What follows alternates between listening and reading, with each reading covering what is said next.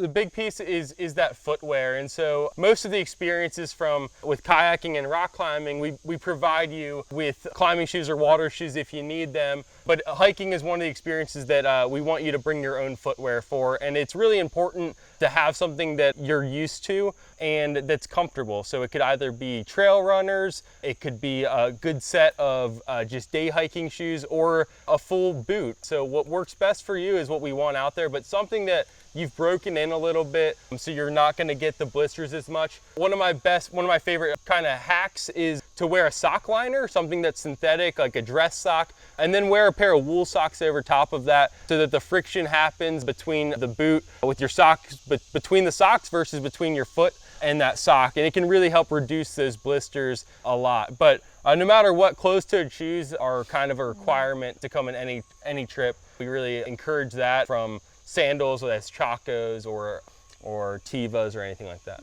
Once you meet us at the trailhead, you're probably wondering what's going to happen next.